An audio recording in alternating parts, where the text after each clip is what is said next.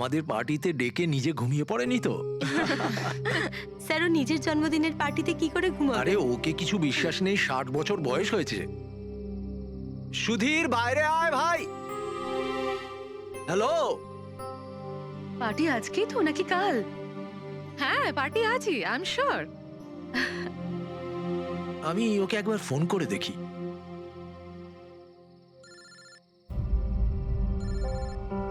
ভেতর থেকেই তো রিং শোনা যাচ্ছে, তাহলে কেউ গেট খুলছে না কেন? তাহলে ভিতর থেকে কেউ দরজা কেন খুলছে না?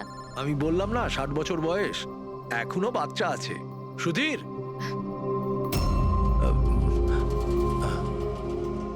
পিছনে জানলার দিকে গিয়ে দেখি। হ্যাঁ স্যার, চলুন। চলুন ওদিকে।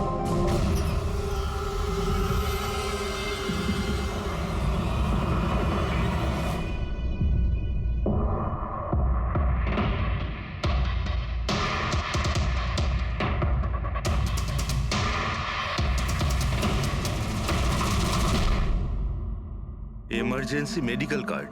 এনার আমন্ড আর শেলফিশে অ্যালার্জি আছে।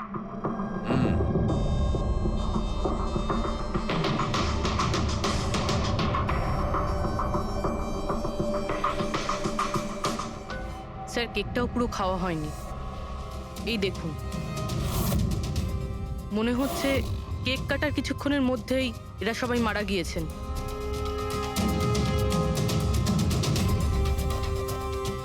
হাতাহাতির কোনো চিহ্নই নেই, সোজা গুলি করেছে।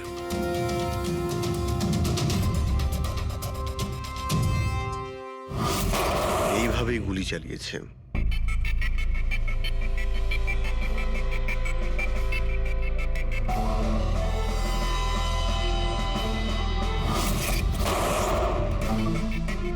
আরেকটা লাশ কোথায়? ভেতরে আছে স্যার।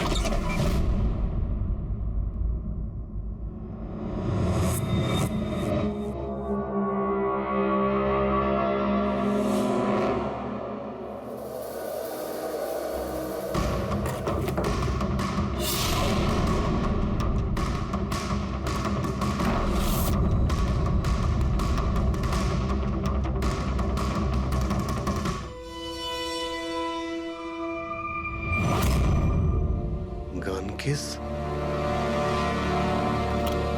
কিন্তু এ তো পুরো খালি।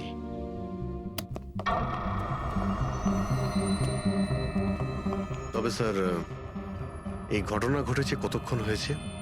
এই 4 জনের মৃত্যুই কালকে দুপুর 2টো থেকে 4টের মধ্যে হয়েছে। এরা কে কিছু জানতে পারলে? হ্যাঁ স্যার, উনি সুধীর বাবু, আর কে উইপস ইন্ডাস্ট্রির চেয়ারম্যান। ওর বড় ছেলে নীল, আর এ ওর ছোট ছেলে রিতেশ। আর ভিতরে যে আছে সে সুধীর বাবুর স্ত্রী মায়া। স্যার, নীল আর রিতেশ দুজনেই আর কে উইভস কোম্পানির বোর্ড মেম্বার ছিল, কিন্তু কোম্পানির অবস্থা খুবই খারাপ ছিল, বন্ধ হওয়ার জোগাড়। প্রচুর ধার বাকি হয়ে গেছিল, আর বাজারের ধারও মেটাতে পারছিল না, সমস্যা বেড়েই চলেছিল। তাহলে এখানে সেলিব্রেশন কি জন্য হচ্ছিল? স্যার, সুধীর বাবুর 60তম জন্মদিন ছিল। বার্থডে সেলিব্রেট করছিল। তাহলে নিশ্চয়ই আরো অনেকে এসেছিল। অফিসের কিছু লোক এসেছিল স্যার, আর ওদেরকে জিজ্ঞাসাবাদ করে ছেড়ে দিয়েছি। এরা সবাই এখানে একসাথে থাকতো কি? না না স্যার, এখানে তো শুধু সুধীরবাবু আর মায়া থাকতেন। সুধীরবাবু নীল আর রিতেশের জন্য আলাদা আলাদা বাংলো কিনে রেখেছিলেন, এরা দুজন ওখানেই থাকতো। আজকে তারা বাবার জন্মদিন পালন করতে এসেছিল। স্যার, সন্ধেবেলায় অনেক বড় একটা পার্টি হওয়ার কথা ছিল, কেক কাটার কিছুক্ষণের মধ্যেই সবাই মারা যায়। পার্টি প্ল্যান যারা করেছিল সেই টিমটা এসেছিল, কিন্তু কেউ দরজা খোলেনি দেখে চলে গিয়েছিল। বস, আমার মনে হচ্ছে না যে কেউ বাইরে থেকে এসেছিল।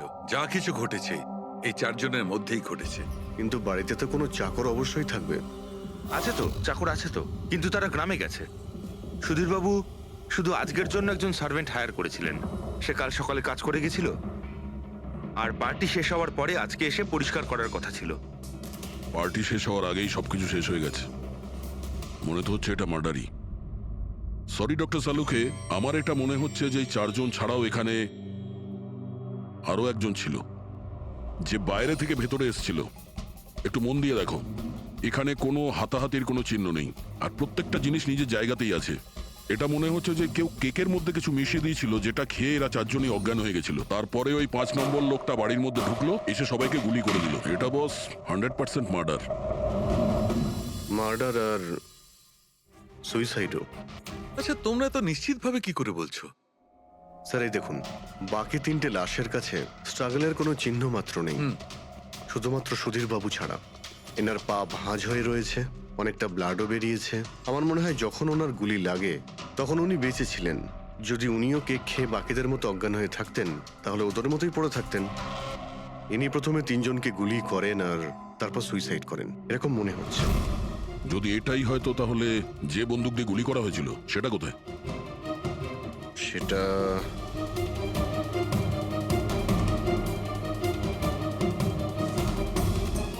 এইখানে গুলি লেগেছিল মানে মাথাতে। সুধীর বাবু যদি এইভাবে গুলি চালান তো এইভাবেই হয়তো পড়েছেন আর তখনই হাত থেকে বন্দুকটা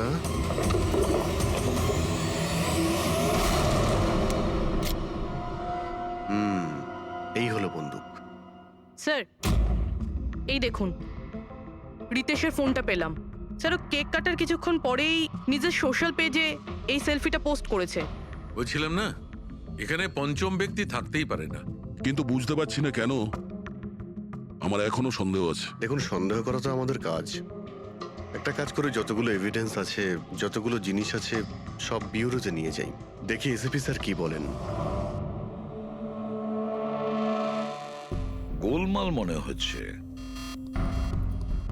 বস, আমি ওদের পেটের মধ্যে কেকের টুকরো পেয়েছি। ওই যে কেক ওরা খেয়েছিল, ওই কেকের মধ্যে সেনেটিভ মেশানো ছিল, নেশার ওষুধ।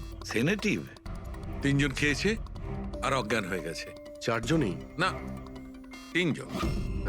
নীল, রিতেশ আর মায়া, ওদের 3 জনের পেটের মধ্যেই শুধু কেকের টুকরো পাওয়া গেছে। তার মানে সুধীর বাবু ওই কেকটা খাননি? না দয়া, সুধীর শুধু একজনই ছিল যে গুলি চলবার সময় অজ্ঞান হয়নি।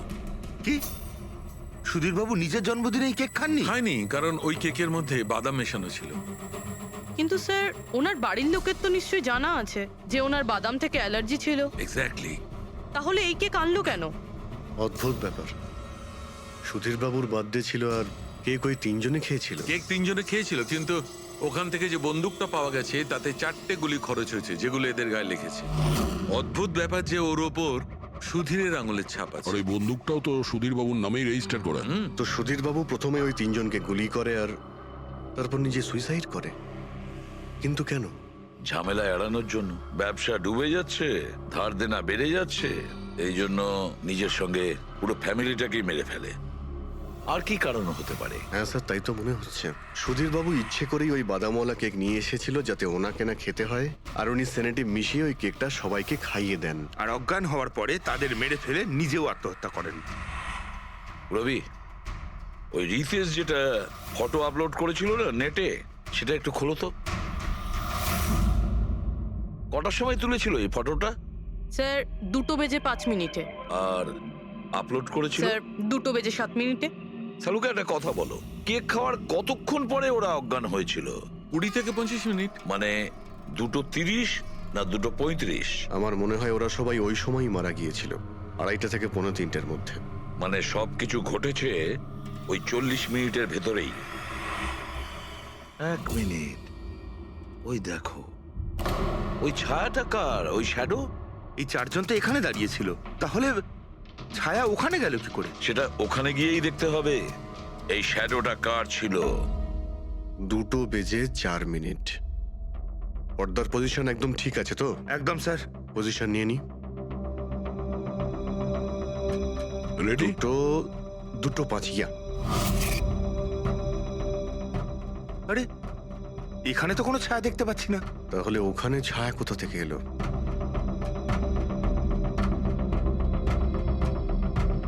রোদটা এই দিক থেকেই আসছে। পুরবি, তুমি ওইখানটা গিয়ে দাঁড়াও তো। ইয়া, ব্যাস।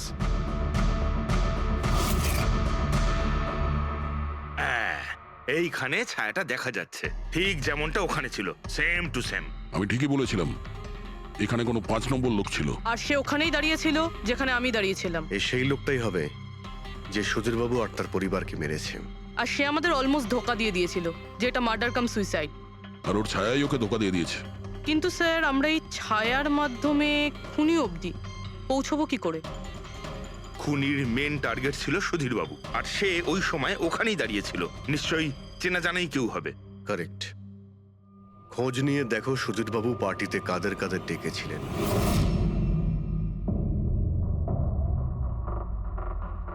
স্যার আমি পড়ি। তুমি সুধীরের এক্সিকিউটিভ অ্যাসিস্ট্যান্ট? হ্যাঁ। স্যার আমি জাহ্নবী। Marketing head.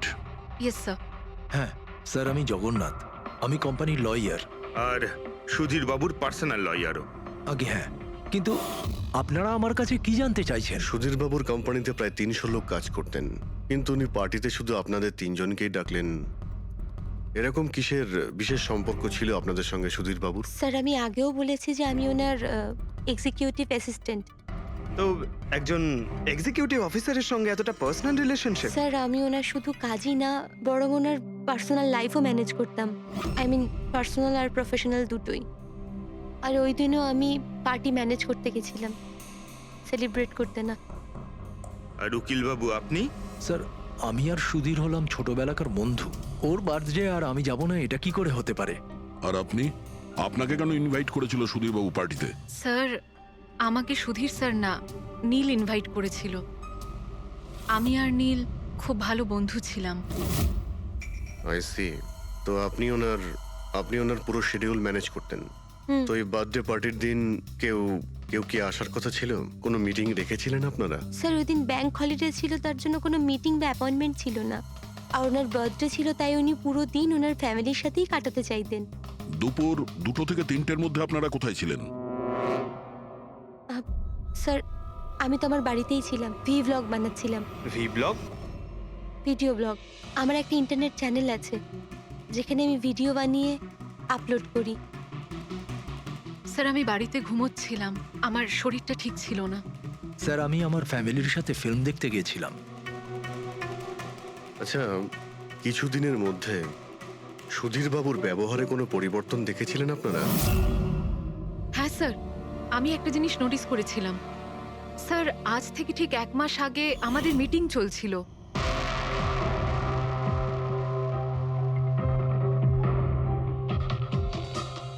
স্যার কি ব্যাপার, ভেতরে এসো। ঠিক আছে, তুমি যাও।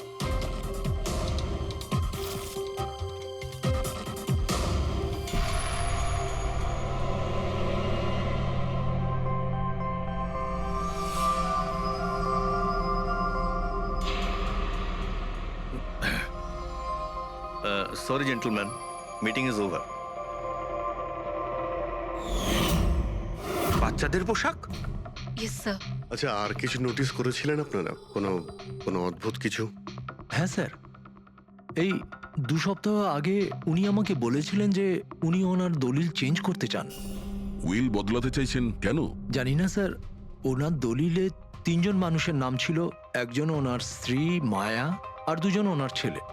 কিন্তু উনি চতুর্থ একজনের নাম জুড়তে চাইছিলেন, অ্যাড করতে চাইছিলেন। কি নাম ছিল ওই চতুর্থ জনের? ওনার নাম তো উনি বলেননি। আপনি কি উইলটা বদলেছিলেন?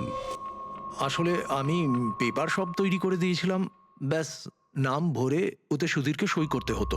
জানি না কি হলো, হঠাৎ নিজের বার্থডের কিছুদিন আগে ও আমাকে বলল যে দলিল বদলাতে চায় না, ওই পুরনো দলিলটাই থাকবে। ঠিক আছে, এই চতুর্থ ব্যক্তি আবার কোথা থেকে এলো যার নাম সুধীরবাবু নিজের উইলে ইনক্লুড করতে চেয়েছিলেন? সুধীরজির মৃত্যুর এই চতুর্থ জনের সঙ্গে কোনো কানেকশন থাকতে পারে। আমার তো এটাই কিছুতে মাথায় ঢুকছে না। বাচ্চাদের পোশাক কেউ কাউকে কেন পাঠাতে যাবে? বাচ্চাদের জামা কাপড় পাঠানো হয়েছিল, তাহলে ওই এনভেলপটা কোথায় গেল? সুধীরবাবুর রুমটা তো আমরা ভালো করে চেক করেছি, ওখানে তো কিছুই পাইনি আমরা। বাড়িতে নয় তো অফিসে?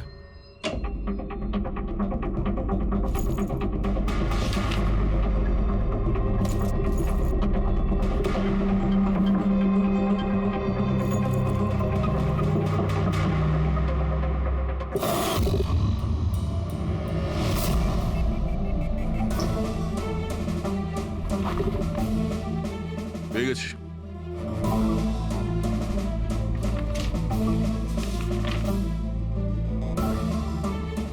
আরে, এতে তো দেখছি কোনো পোস্টাল স্ট্যাম্প বা যে পাঠিয়েছে তার নামই নেই। তাহলে পার্সেল এখানে পৌঁছলো কি করে? মনে হচ্ছে এই এনভেলপটা সোজা কেউ কোম্পানির পোস্ট বক্সে ঢেলে দিয়েছিল।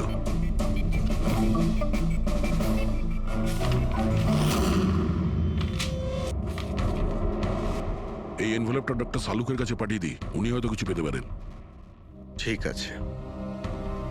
আচ্ছা, এই জাহ্নবী বলছিল যে এই পার্সেলটা দেখে মিস্টার সুধীর একদম চমকে গিয়েছিলেন। হতে পারে কোনো পুরনো স্মৃতি জেগে উঠেছিল।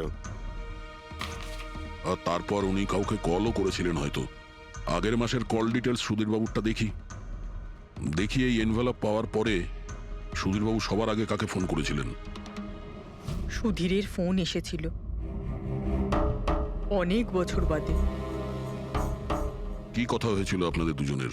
খুব রেগেছিল যে আমি ওকে কেন এনভেলপটা পাঠিয়েছিলাম, কিন্তু আমি তো ওকে এনভেলপ পাঠাইনি। কিন্তু কোনো কারণ তো ছিল যাতে সুধীরবাবু আপনাকে সন্দেহ করেন। হ্যাঁ, নিশ্চয়ই। ওই এনভেলপে বাচ্চার জামা ছিল। ওর মনে হয়েছিল ওটা সেই জামাটাই যেটা আমি আর সুধীর আমাদের সন্তানের জন্য কিনেছিলাম। আমাদের বাচ্চার জন্যে? আমার আর সুধীরের সন্তান। 30 বছর আগে আমি আরকে ওয়েবস কোম্পানিতে অ্যাকাউন্ট ডিপার্টমেন্টে কাজ করতাম। সুধীরের বাবা সেটার মালিক ছিল। ওখানেই সুধীর আর আমার সম্পর্ক হয়েছিল। আর কিছু বোঝার আগেই আমি বুঝতে পারি যে আমি সুধীরের সন্তানের মা হতে চলেছি। তো আপনাদের দুজনের বিয়ে হয়নি? না, হয়নি। সুধীর তো কথা দিয়েছিল, কিন্তু ওর প্যারেন্টস রাজি হয়নি, কারণ আমি ওদের স্টেটাসে ছিলাম না। ওনারা তো সুধীরের বিয়ে অনেক বড়লোক বাড়িতে আর সেম স্টেটাসে করতে চেয়েছিলেন। তারপরে ওর প্যারেন্টস আর ফ্যামিলি খুব চেষ্টা করেছিল ওকে, আমাকে, এমনকি আমার ফ্যামিলিকেও বোঝানোর জন্য যে আমি বাচ্চাটাকে নষ্ট করে দিই। আমিও ঠিক করেছিলাম যে যাই হয়ে যাক আমি আমার সন্তানকে জন্ম দেবই। 15ই মার্চ 1990 সালে আমার সন্তান এই পৃথিবীতে এসেছিল, কিন্তু সেই রাতেই ও মারা গিয়েছিল। যে বাচ্চাটাকে কোলে নিয়ে আদর করছিলাম, ছোট ছোট জামা কাপড় পরাচ্ছিলাম, কিচ্ছু করতে পারিনি আমি। আমি ভেবেছিলাম যে এরকম সময় তো সুধীর আমার পাশে থাকবে, আমাকে সাপোর্ট করবে, কিন্তু ও তো এর আগেই আমার সাথে কথা বলাটাও বন্ধ করে দিয়েছিল। আর ওই মাসেই ও মায়াকে বিয়েও করেছিল। তো সেই জন্যই আপনি আজ অব্দি বিয়ে করেননি আর এখানে একাই থাকেন। হ্যাঁ, সুধীরবাবু আপনার সঙ্গে যা যা করেছেন তার জন্যে খুব কষ্ট হয়েছে আপনার হয়তো। খুব ঘেন্না করতেন ওকে? আমার থেকে বেশি ঘেন্নাও কে আর কেই বা করতে পারে। উনি আপনাকে আপনার অধিকার দেয়নি, আপনি সম্পত্তিতে ভাগ চাইলেন, আর যখন সম্পত্তি উনি আপনাকে দিলেন না তখন আপনি রেগে গেলেন আর মেরে দিলেন ওকে।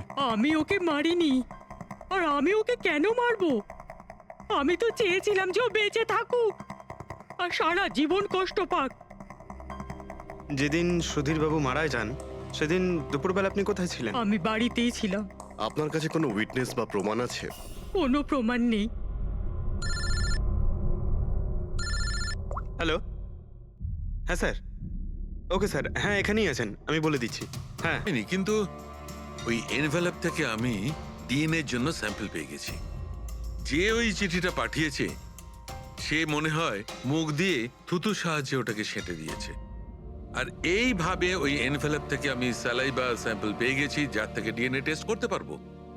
কিন্তু ডক্টর, ডিএনএ টেস্টিং এতে তো 4 থেকে 6 সপ্তাহ লাগবে। হ্যাঁ, আর আমি 5 দিনের জন্য যাচ্ছি দিল্লি এক কনফারেন্সে, কিন্তু তার আগে আমি কিছু প্রাইমারি টেস্ট করিয়ে নিয়েছি। তো স্যার, আপনি এই টেস্ট থেকে কি পেলেন? এই টেস্ট থেকে আমি জানতে পেরেছি যে এটা যার ডিএনএ হোক না কেন, তার ডিএনএ সুধীরবাবুর ডিএনএ এর সঙ্গে ম্যাচ করছে। কি?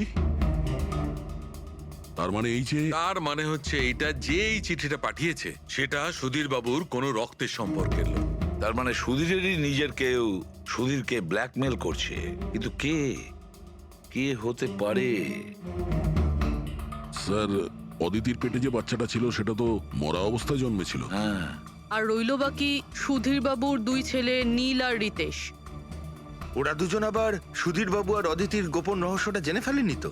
হতে পারে তার জন্যই ব্ল্যাকমেল করছিলেন, বাচ্চাগুলোর পোশাক পাঠিয়ে। আচ্ছা স্যার, ওই যে বাচ্চাদের পোশাক পেয়েছিলাম, ওগুলো কি সত্যি পুরনো নাকি ময়লা টয়লা করে পুরনো দেখানোর চেষ্টা করা হয়েছে? আমি ওগুলোকে স্পেশালাইজড ল্যাবে পাঠিয়ে দিয়েছি চেক করার জন্য, তাড়াতাড়ি জানা যাবে। আচ্ছা, পুরবি সুধীর বাবুর ছেলের ব্যাপারে কি জানতে পেরেছো? কি করতো ও? স্যার 1 বছর আগে সুধীরবাবু নিজের কোম্পানিতে নিজের ছেলেদেরকেই বোর্ড মেম্বার বানিয়েছিলেন, আর তারপর থেকেই কোম্পানি লসে যেতে শুরু করলো। ওরা কোম্পানির টাকা নিয়ে নিজেরাই নয়ছয় করতো, দামি দামি গাড়ি, প্রচুর শখ মেটাতো, সবকিছু করতো, শুধু কাজ বাদ দিয়ে। কিন্তু স্যার সুধীরবাবু তার ছেলেদের খুব ভালোবাসতেন, দুজনের জন্য আলাদা আলাদা বাংলো। আচ্ছা, এটা নয় তো যে ওদের দুজনের মধ্যেই কেউ ওই এনভেলপটা লেটার বক্সে ফেলেছিল? কিন্তু একটা কথা কিছুতেই মাথায় ঢুকছে না, এই ব্ল্যাকমেলিং কেন? আরে ভাই, টাকার জন্য। কোম্পানি ডুবে যাচ্ছিল। কারেক্ট। কোম্পানি কাঙাল হওয়ার আগে যা কিছু গুছিয়ে নিতে পারো গুছিয়ে নাও। যদি সুধীর বাবুর 2 ছেলে তাদের বাবাকে টাকার জন্য ব্ল্যাকমেল করে থাকে, তাহলে নিশ্চয়ই ওনার ব্যাংকের অ্যাকাউন্টে নিশ্চয়ই টাকা এসে থাকবে, খুব বড় রকমের ফিগার। একটা কাজ করো, এই দুজনের পার্সোনাল অ্যাকাউন্ট, কোম্পানি অ্যাকাউন্ট সব চেক করো, দেখো কোনো বড় অ্যামাউন্ট এসেছিল কিনা। স্যার, স্যার কিছু পেয়েছি স্যার। আরকে উইপস ইন্ডাস্ট্রি থেকে কোটি টাকা ট্রান্সফার হয়েছে স্যার। কার অ্যাকাউন্টে ট্রান্সফার হয়েছে? 1 মিনিট দেখছি। এগুলো রিতেশ আর নীলের অ্যাকাউন্টই হবে? না স্যার, প্রাইভেট অ্যাকাউন্ট, রেচেলের নামে। কোন টাকা? আপনারা কি নিয়ে কথা বলছেন? আমি কিচ্ছু জানি না। কোন টাকা? সেই টাকাটা যেটা আরকে উইপস এর অ্যাকাউন্ট থেকে তোমার অ্যাকাউন্টে ট্রান্সফার হয়েছে। এবার কিছু মনে পড়েছে? ওটা তো আমার স্যালারি, আমি ওখানে কাজ করতাম। স্যালারি? 11 কোটি স্যালারি? হ্যাঁ, তাও আবার 2 সপ্তাহের। ওই হিসাবে তো তোমার মান্থলি স্যালারি 22 কোটি টাকা হবে। কি কাজ কি করো তুমি? ব্ল্যাকমেলিং এর কাজ। তুমি আর রিতেশ দুজন মিলে সুধীর বাবুকে ব্ল্যাকমেল করছিলে। দেখো রিচেল, আমরা খুব ভালো করেই জানি যে তুমি আরকে কোম্পানিতে একদিনের জন্যও কাজ করনি। এবার পরিষ্কার করে সত্যিটা বলবে নাকি? রিতেশ কিন্তু আর নেই, তাই যত শাস্তি সব তোমাকেই কিন্তু পেতে হবে। ব্ল্যাকমেলিং আর এক্সটর্শনের শাস্তি জানো তুমি? আমি কাউকে ব্ল্যাকমেল করিনি। তাহলে সুধীর বাবু কি তোমাকে 11 কোটি টাকা এমনিই দান করে দিলেন? সুধীর আঙ্কেল তো ওই টাকা ট্রান্সফারই করেননি। তাহলে কে করেছিল? আমার বয়ফ্রেন্ড রিতেশ। ও আমাকে বলেছিল যে ওর কোম্পানির টাকা ও কিছুদিনের জন্য অন্য কোথাও রাখতে চায়। অন্য কোথাও? কেন? জানি না, আর আমি জিজ্ঞাসাও করিনি। তুমি রিতেশকে জিজ্ঞাসা করনি, আর যখন রিতেশ মারা গেল তখন পুলিশকেও বলনি। আমি ভেবেছিলাম যে রিতেশ তো আর বেঁচে নেই, তাই তাই টাকাগুলো আমিই রেখে দিই। কেউ কি করে জানতে পারবে? কিন্তু সুধীর বাবুর ফ্যামিলিকে মারতে পারে কারা? পরি তো ভিডিও বানাচ্ছিল, আর জাহ্নবী অসুস্থ ছিল, আর জগন্নাথ নিজের ফ্যামিলির সঙ্গে ফিল্ম দেখছিল। কিন্তু অদিতির ব্যাপারে আমি কিছুই বুঝতে পারছি না। কিন্তু কে হতে পারে যে সুধীর বাবুকে এনভেলপ পাঠায়, ওই প্যাকেটটা পাঠায়? সে কে? ওর নামটা সুধীর বাবু উইলে লিখতে চেয়েছিলেন, কিন্তু লেখেননি। সে কে?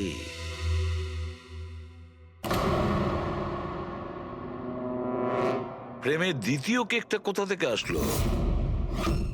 হ্যাঁ স্যার, এখানে দুটো কেক। সেটাই তো, যখন বার্থডে ছিল সুধীর বাবু তার নিজের ফ্যামিলির সঙ্গে, ছোট কেকটা কেন কাটতে যাবে যেখানে এত বড় কেকটা রয়েছে এর সামনে? স্যার, যাতে ও রাতে পার্টিতে বড় কেক খেতে পারে। আরে ভাই, সুধীরবাবু কি 18 বছরের বাচ্চা ছিল নাকি যে নিজের বার্থডেতে দুটো কেকের অর্ডার দেবে? স্যার, হতে পারে এই কেকটা ওনাকে কেউ গিফট করেছে, এই কিন্তু বাদামওয়ালা কেক। সেটা তো বক্সে নিয়ে আসবে, আর তার উপরে কেক শপের নামটাও লেখা থাকবে। না স্যার, ওখানে তো আমরা কোনো বক্স পাইনি। ছিল না? হতে পারে কেউ এই কেকটা বাড়িতে বানিয়েছে, সেই জন্যই আমরা ওখানে বক্স পাইনি। কিন্তু এই আমন্ড দেওয়া কেক পাঠালোটাকে? স্যার, হ্যাঁ, স্যার আমি জাহ্নবীর সোশ্যাল প্রোফাইল চেক করছিলাম। স্যার, এখানে ওর অনেক ছবি আছে যেখানে ও কেক আর পেস্ট্রি বেক করছিল। বেকিং ও খুব পছন্দ করে। হ্যাঁ, আমি বেকিং পছন্দ করি, তাতে কি? তো কিছু না, তুমি বাদামওয়ালা কেক বানিয়েছিলে না সুধীর বাবুর জন্য? আমি যখন জানি যে ওনার বাদামে অ্যালার্জি, তাহলে আমি ওনার জন্য বাদাম কেক কেন বানাবো? কারণ তুমি চাইছিলে যে উনি কেকটা না খান, যদি খেতে অজ্ঞান হয়ে যেত না।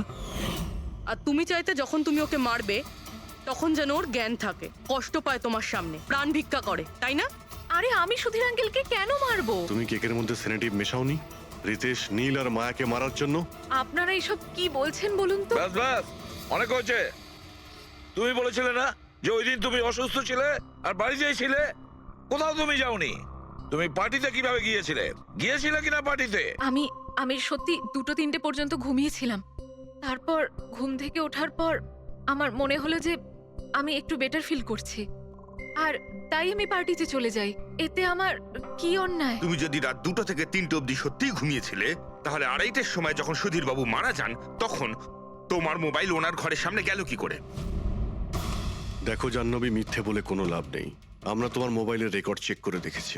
যে সময় সুধীর বাবু মারা যান সেই সময় তোমার ফোনের লোকেশন ওনার বাড়ির কাছেই ছিল। এবার সত্যি বলবে নাকি আরো টাইম ওয়েস্ট করতে চাও? আমি আর নীল একে অপরকে ভালোবাসতাম। আমরা ভেবেছিলাম যে নীলের বাবার বার্থডে আমাদের কাছে একটা ভালো সুযোগ ছিল ওনাকে আমাদের ব্যাপারটা বলার, আর সেই জন্যই আমি ওখানে যাই। ওখানে গিয়ে নীলকে অনেকবার কল করি, প্রায় 1 ঘন্টা ওখানে ছিলাম আমি, কিন্তু নীলের কোনো কল আসেনি। আমি ভেবেছিলাম নীল হয়তো সময় পাচ্ছে না আমাকে কল করার। মিথ্যে কথা। তোমার মনে হয়েছিল নীল তোমাকে ঠকাচ্ছে, সেই কারণে তুমি ওকে আর ওর পুরো ফ্যামিলিকে মেরে দিয়েছো। এই আপনারা কি বলছেন বলুন তো? আমি বেকিং করতে ভালোবাসি, তার মানে তো এটা নয় যে খুনটা আমি করেছি। ইন্টারনেটে রেসিপি দেখে তো যে কেউ কেক বানিয়ে ফেলতে পারে। কেক বানানো কি এমন কঠিন কাজ? আর রিতেশের গার্লফ্রেন্ড রেচেল, ও তো বেকিং করে। আপনারা ওকে কি কেন কিছু জিজ্ঞেস করছেন না? সবাইকে জিজ্ঞেস করবো আমরা। ডাকো সবাইকে। ভীষণ ইন্টারেস্টিং কেস এটা। এরকম খুব কম হয় যে এতজনের কাছে একটা লোকের প্রাণ নেওয়ার জন্য সুযোগও আছে আর মোটিভও আছে। আপনারা আবার? আরে স্যার, আমি কেন মারবো ওনাকে? আপনি নীলকে বিয়ে করতে চেয়েছিলেন, ওর ফ্যামিলির লোকেরা রাজি হয়নি। এ তো খুব বড় একটা কারণ খুন করার। আর সুধীর বাবুর ফ্যামিলির জন্য আত্মমর্যাদা, সোশ্যাল স্ট্যাটাস অনেক গুরুত্বপূর্ণ ব্যাপার ছিল। এর সবচেয়ে বড় এক্সাম্পল অদিতি দেবী। আর সুধীর বাবু এই নিজের সম্পত্তি আর স্ট্যাটাসের জন্য আপনার জীবন নষ্ট করে দিয়েছেন। তাহলে আপনার থেকে বেশি ঘৃণা আর কে করতে পারে? আমার কাছে পয়সার কোনো মূল্য নেই, আর না কোনো বিষয়ে রিগ্রেট। আফসোস তো তোমার হওয়ার কথা রাচেল। এখানে তো 5,000 টাকার জন্য মানুষ মানুষকে খুন করে, আর তুমি তো বসে বসে 11 কোটি টাকা পেয়েছো। আর আপনি? আপনার হাতে তো সুধীর বাবু তার লাইফের রিমোট কন্ট্রোল দিয়ে দিয়েছিল। আপনি সবই জানতেন ওনার ব্যাপারে। এটাও জানতেন যে উনি ওনার গানটা কোথায় রাখেন। দেখুন, আপনাদের যা ইচ্ছে বলতে পারেন। আমি আপনাকে আগেও বলেছিলাম যে আমি সেদিন ঘরে ভিডিও ব্লগ বানাচ্ছিলাম। চাইলে আমার ফোনও চেক করতে পারেন। হ্যাঁ হ্যাঁ, নিশ্চয়ই। ওই দেখি, জানা তো যাবে কিভাবে ভিডিও ব্লগ বানানো যায়।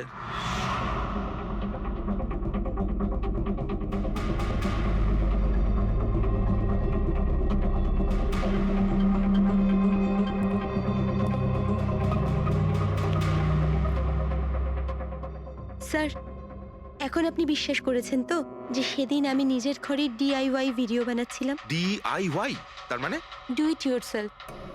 স্যার, আমি প্রত্যেকদিন নিজের ইন্টারনেট চ্যানেলে মানুষদের দৈনন্দিন কাজের ইজি পদ্ধতি দেখাই। Do it yourself. স্যার, হ্যাঁ নিউজ পেপারটা দেখুন, ডেটটা ওই একই। হ্যাঁ, সেটাই তো আছে। মানে ভিডিও ওই দিনই শুট করা হয়েছিল? স্যার, হ্যাঁ পুরবি। স্যার, আমি মেমোরি কার্ডের ডেট আর টাইম চেক করেছি। এই ভিডিওটা ওই দিনই তৈরি করেছিল, 2টো থেকে 4টের মধ্যে। আচ্ছা, আর স্যার, ওরির মোবাইল লোকেশন ক্রস চেক করেছিলাম আমরা, তাতে দেখলাম ও সেদিন বাড়িতেই ছিল। পুরবি একটা কাজ করো, এই 4 জন লেডিসকে আলাদা ঘরে বসাও। স্যার, হুম, চলো।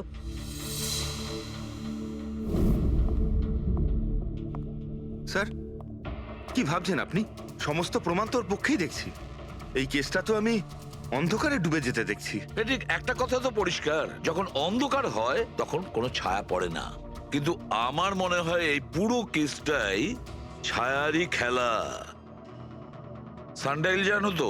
সানডাইল এই জিনিসটা আসলে সূর্যের আলো কোন দিকে যায় সেই অনুযায়ী টাইমটা দেখায়। হ্যাঁ, সানডাইল এমন একটা জিনিস যেটা থেকে আমরা আকাশের সূর্যের পজিশনটা বুঝতে পারি, যেটা থেকে আমরা সময়টা আন্দাজ করতে পারি।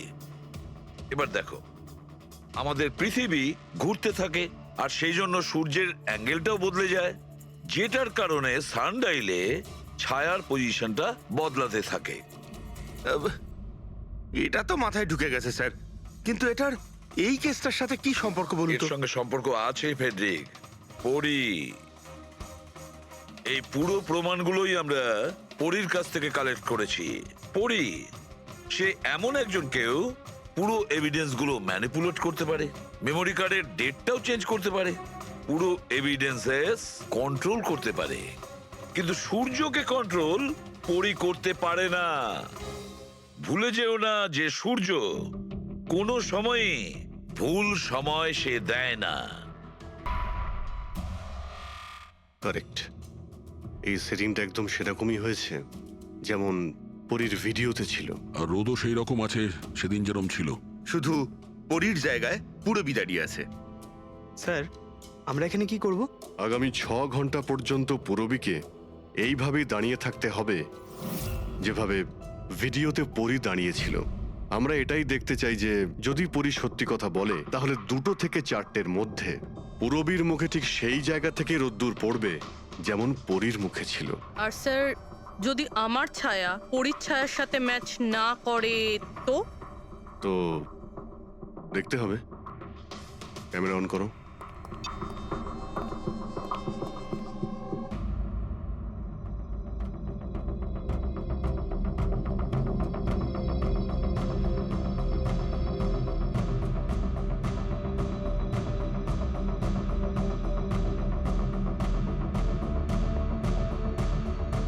চলো, গুড। ওকে পুরবী, রিল্যাক্স। আচ্ছা, কি আছে এই ভিডিওতে? আরে দেখতে দাও ভাই।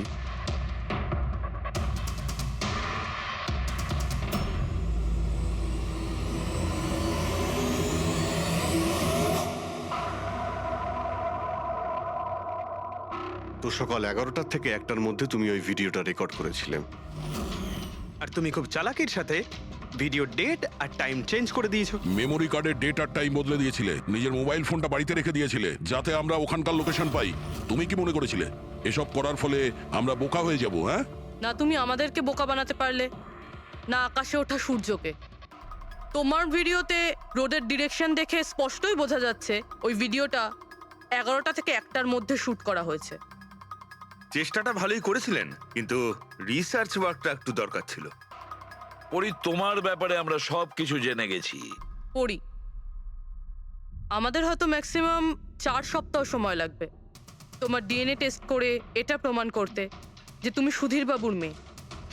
কিন্তু তাতে সত্যিটা বদলে যাবে না।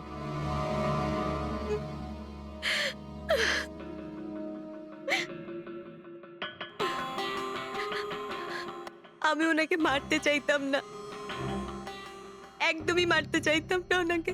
আমি তো শুধু এইটুকু চাইতাম যে উনি আমাকে স্বীকার করুক। ছোট থেকে এখনো অবধি আমি অনাথ আশ্রমে বড় হয়েছি, তার জন্য একটা ফ্যামিলি চাইতাম আমি।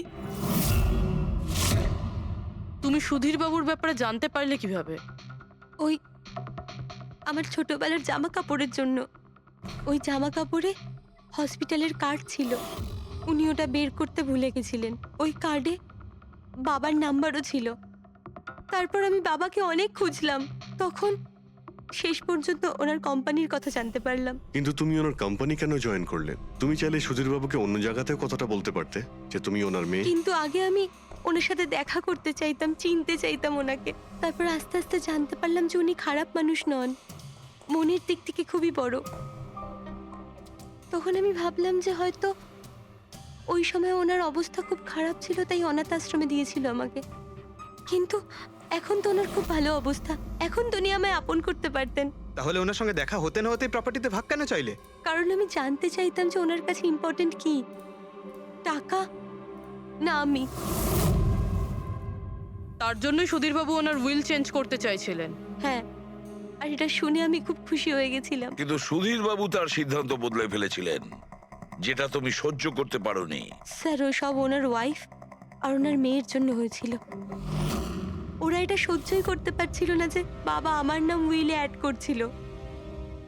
অর্থাৎ আরও একবার সুধীরবাবু আপনাকে মেনে নিতে অস্বীকার করলেন।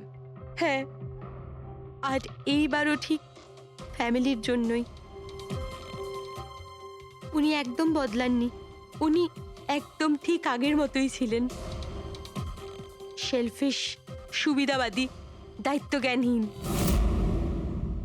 সহজভাবে নিজের ভাগটা পাননি বলে ওনাকে ব্ল্যাকমেল করতে শুরু করে দিলেন। না, আমি যখন ওনাকে প্রথম এনভেলপ পাঠিয়েছিলাম তখন আমার এরকম উদ্দেশ্য ছিল না। আর না আমি এতটাই বোকা যে এনভেলপ নিজের মুখ দিয়ে সিল করব। আমি তো এটাই ভাবতাম যে অ্যাটলিস্ট উনি আমাকে নিজের ফ্যামিলিতে ইনক্লুড করুক, আমার নিজেরও একটা ফ্যামিলি হোক। আর তার জন্যই আমি বাবার জন্মদিনের দিন নেশাযুক্ত ওষুধ দিয়ে বাদামের কেক নিয়ে ওনার বাড়িতে গেছিলাম। Happy birthday to you.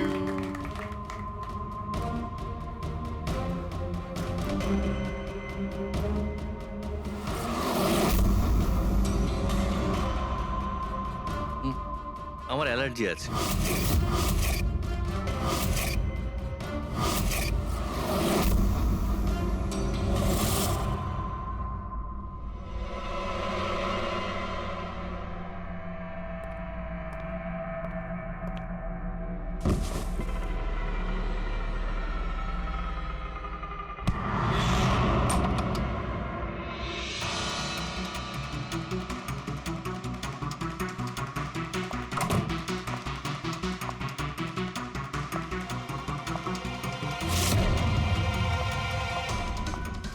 বাবা,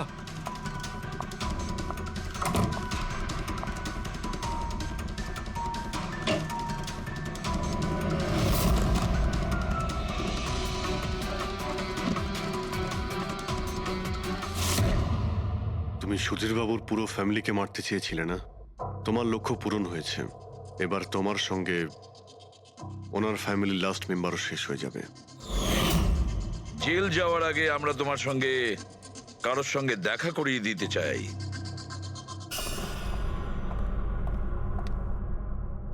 ইনি অদিতি দেবী, তোমার মা। মা, আপনাকে মিথ্যে বলা হয়েছিল যে আপনার সন্তান মৃত জন্ম নিয়েছিল।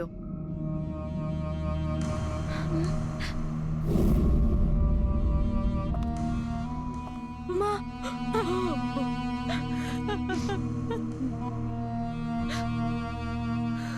ওরই সুধীর বাবু আর তার ফ্যামিলিকে শেষ করে দিয়েছে। আমরা দুঃখিত, আপনারা দুজন আবার বিচ্ছিন্ন